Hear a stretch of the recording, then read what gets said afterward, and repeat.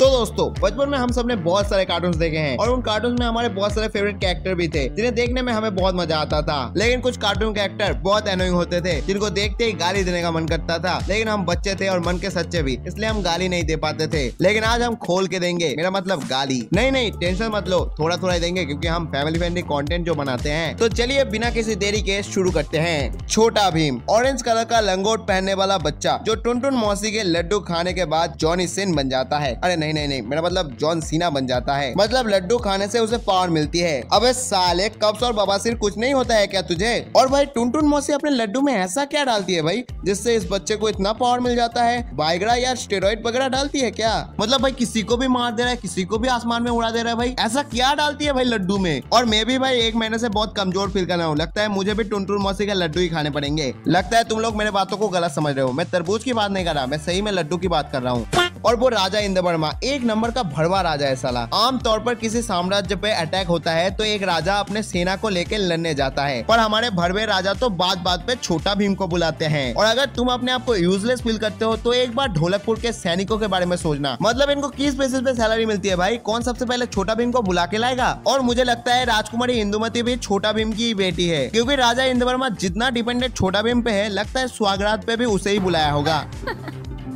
और मुझे तो बहुत बार शक भी होता है भाई ये सच में राजा है। मुझे तो छक्का ज्यादा लगता है। और छोटा भीम के यूनिवर्स में एक ही समझदार इंसान है, वो है राजा इंद्रवर्मा की वाइफ, क्योंकि वो उसको छोड़ के चली गई। लगता है सारा छक्का ही था। और अगर मैं ढोलकपुर का राजा होता तो मैं मरना पसंद करता, ना कि इन चड्डी पहनने वाले बच्चों से मदद मांगता और हर रात चुटकी भी बजाता।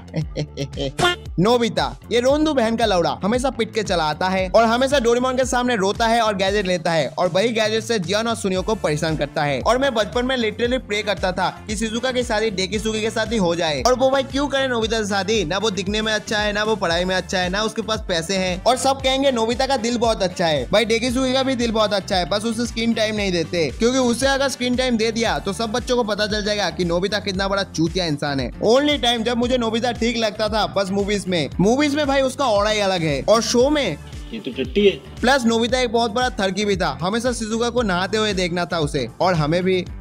और जब मुझे पता चला कि नोबिता की शादी जैको से हो चुकी है, तब मुझे बुरा लगा जैको के लिए कि एक कैसा लड़का पसंद कर लिया भाई। लेकिन मैं नोबिता को इतना भी पर्सनली हेट नहीं करता, बट वो बहुत एनोइंग है। Team rocket. अब मैं 3 नमूनों की बात करने वाला हूँ, और इन 3 नमूनों को तो आई होप सब लोग जानते ही होंगे। एक का नाम है जेसी, और दूसरे का नाम जेम्स, और तीसरा म्याउथ। इन तीनों जोकरों का कोई काम धंधा नहीं होता। पोकेमोन के हर एपिसोड में मुंह उठा के हगने चले आते हैं। मतलब कुछ मोमेंट बनने ही वाला होता है और ये लोग आ जाते हैं उस मोमेंट की माँ बहन एक करने, और हम लोग इनको सीरियसली लेते भी नहीं थे। हमें पता होता है कि ये लोग आएंगे, इंट्रो देंगे और पिकाचू का थंडरबोल्ट खा के फिर से आसमान में उड़ जाएंगे। और एक बात मुझे समझ नहीं आती भाई, ये जेम्स इतना अमीर होने के बावजूद भी उसने क्यों टीम रॉकेट ही ज्वाइन किया? मुझे पता है तेरा फैमिली तुझे फ्रीडम नहीं देता, पर तेरे खानदान के पास इतना पैसा है कि तू पूरा टीम रॉकेट ही खरीद सकता है। और तुझे अगर तेरा पैसा नहीं चाहिए तो मेरे बैंक अकाउंट में भेज दे, वैसे भी बहुत दिनों से खाली ही पड़ा हुआ है। Dora the explorer. तो अब हम बात करने वाले हैं एक बहन की लौड़ी के बारे में, जिसका काम धाम कुछ नहीं होता, सिर्फ इधर उधर घूमती रहती है, और ये अलग ही नशे करके आती थी भाई। सामने की चीजों से कुछ दिखाई ही नहीं देती थी। और बचपन में जब हम लोग इसको देखते थे तो हमारा गला चिल्ला चिल्ला कर बैठ जाता था,